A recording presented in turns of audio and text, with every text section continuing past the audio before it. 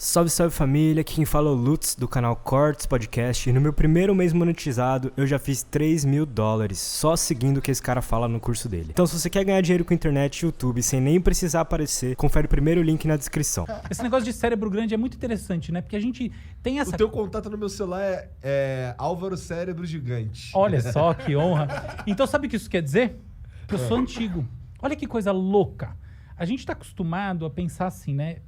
O futuro da humanidade, né? Aquela coisa, puta, vamos viajar, colocar nossa imaginação futurística a serviço aí da nossa projeção do que vai ser a espécie humana. Aí você imagina aquele ser humano magrinho, careca, Meu pai falava isso direto com um pra mim. mega cabeção, não é isso? Uhum. Por que tem um mega cabeção? Cérebro grande. Agora, olha que coisa que quase ninguém sabe. O cérebro humano, ele na verdade vem encolhendo e não aumentando. Caralho. Sim, há 3.000 anos atrás, existe uma tendência hoje em dia né, na área nessa área que faz os estudos de fósseis de cérebro e etc. Então, é uma área até difícil da gente nomear, né, que área é essa, porque é uma área multidisciplinar, tá? Que tem, enfim, tem uma antropologia, tem uma biologia molecular forte, tem uma arqueologia fundamental, enfim, é um conjunto de áreas que vem se encontrando para fazer estudo de genoma, enfim, de fóssil. E esses estudos já basicamente mostraram, tá? É incontroverso, que o cérebro era maior na média 3.000 anos atrás. Caralho. Mas não é meio... Não é esquisito isso? Porque, a princípio, quanto mais cérebro, mais inteligente. Então, exatamente. Exato. Então a gente tá pra mim ficando faz mais sentido. burro. Então a gente tá ficando mais burro, é isso? Olha só, Caralho. não, a gente não está ficando mais burro. A gente está ficando mais dependente do nosso cérebro ampliado. Que é as Porque tecnologias. assim, as tecnologias, isso. Mas a gente tem que entender tecnologia no sentido amplo, aí é isso mesmo. Olha só, há mais ou menos um pouco mais de 5.000 anos, a gente começou, né, como espécie, o desenvolvimento da escrita. O que a escrita faz, entre outras coisas? Ela migra a memória de longo prazo para um registro externo. É nesse sentido que a gente está falando de tecnologias. A gente pode escrever a história da cultura através de duas grandes linhas. Os nossos dispositivos de aumento motor e os nossos dispositivos de aumento cognitivo. O que é dispositivo de aumento motor? É, por exemplo, o uso das ferramentas, é, por exemplo, o tear mecânico, quando a gente vai, né, olhar, por exemplo, Revolução Inglesa. É uma revolução super cognitiva, tá? Super complexa. Mas o papo de uma máquina que gera produção se traduz pelo quê? Eliminação de braços. Então é nesse sentido. Século XX, mecanização da indústria. Braço. Por quê? Porque as coisas que a indústria estava produzindo, ela permaneceu produzindo. Ela simplesmente aumentou a escala, velocidade, reduzindo a necessidade de trabalhadores. Em outras palavras, ela não mudou a qualidade do produto, ela mudou o método de produção. E ela mudou eliminando trabalho no braço para colocar trabalho nesse braço. Beleza. Agora olha essa outra história. A gente inventa a leitura. A gente aprende com a escrita. A gente, na verdade, começa registrando em cavernas, fazendo desenhos rupestres, essa coisa toda. Aí a gente vai para os registros mais formais. Aí a gente inventa a calculadora. Como é que a gente inventa calculadoras? Calculadoras primitivas, o ábaco, tá? Então, é um negócio que tem mais de 4.000 anos, tá surgindo na Mesopotâmia, na China, todo um monte de lugar mais ou menos ao mesmo tempo, tá? Então, surge essa calculadora. Aí, a gente vai evoluindo como sociedade e olha o que a gente inventa, que coisa mais interessante. A gente inventa registros que permitem você conversar com pessoas que estão falando outras línguas, ou seja, a gente inventa a tradução, a gente inventa as correlações entre o que uma pessoa fala aqui, outra pessoa fala tal, e a gente começa a ampliar a nossa escala de entendimento. É assim que, por exemplo, o comércio dependeu fortemente, né, foi dependente num determinado momento dessa habilidade de ter uma comunicação comum. Até uma coisa interessante, quando eu era criança, todo mundo acredita, todo mundo não, mas tinha aquela coisa do Esperanto, né, que essa é a língua da... o Esperanto existe. Meu avô sabia falar esperanto. Então o Esperanto é um barato, é em inglês. É em inglês? Não é, tipo, É, qual é a língua universal? É foi- inglês. Ah, tá, realmente. Então, esperando em inglês. É. Então, não funciona muito você planejar e falar vai ser desse jeito. Então, as coisas funcionam desse jeito. Não é. Não é o córtex pré-frontal, é a sociedade se auto-organizando. Mas ok, tava lá.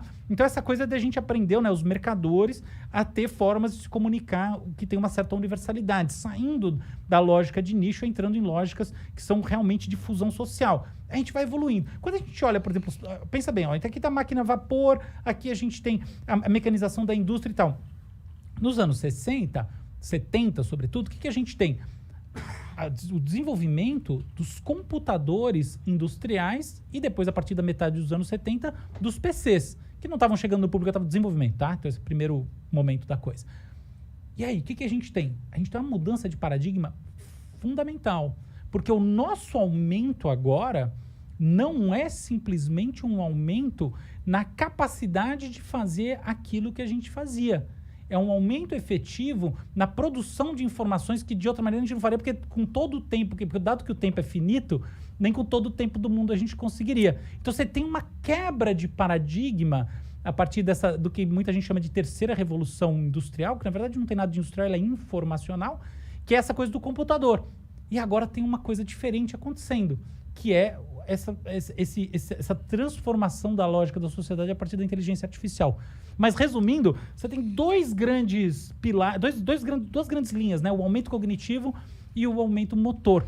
E É assim como que se a coisa agora vai. o meu cérebro tivesse migrado para as tecnologias. Isso. Então, há 3.000 anos atrás, como você tinha menos essas coisas, era mais necessário Então, você era maior.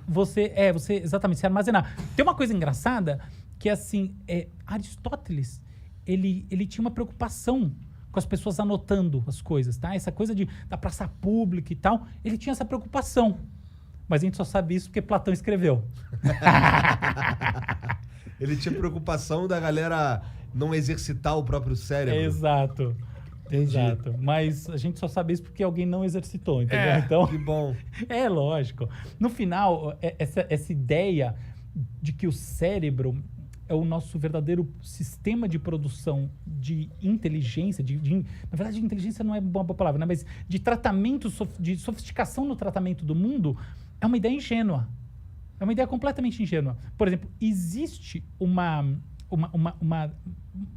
quase um paradoxo, existe um fenômeno muito curioso, que é o efeito Flynn. O que é o efeito Flynn? Desde que se começou a medir sistematicamente a inteligência, no final do século XIX, ela vem crescendo. Uma pessoa com uma inteligência média do final do século XIX seria considerada rebaixada cognitiva hoje em dia. Por que isso vem acontecendo? Tem alguma coisa a ver com transformação biológica? Não tem escala de tempo para isso, é claro que não. É o quê? É a maneira como a gente enxerga as coisas. A maneira como a gente enxerga está ligada ao quê, em última análise?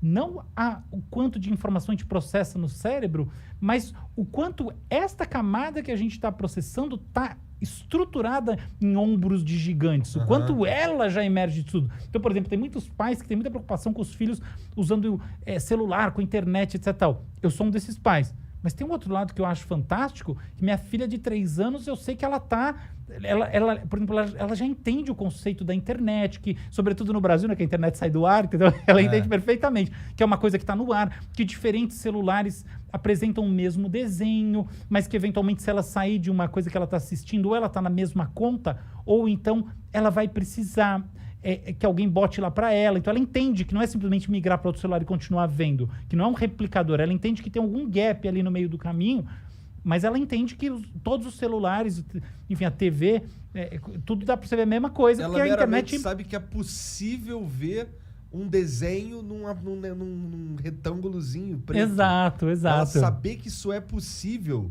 já é um avanço absurdo. Não é total. Fora que agora com a internet e a gente tendo mídia pra caralho, a gente tem o poder de ter muito mais referência e a gente consegue tomar conclusões melhores que a gente só não conseguiria porque não tinha informação, não tinha os ombros gigantes antes pra você tirar essas conclusões que agora é possível. Sim. Agora certas coisas se tornaram óbvias, mas não foi por causa de um avanço da nossa biologia, mas foi um avanço social, né? Exatamente, eu concordo totalmente com o que você tá Eu dizendo. só repeti o que você falou, de outra forma. Mas eu gostei mais do jeito que você falou. Ficou melhor. Mais direto, assim, mais preciso.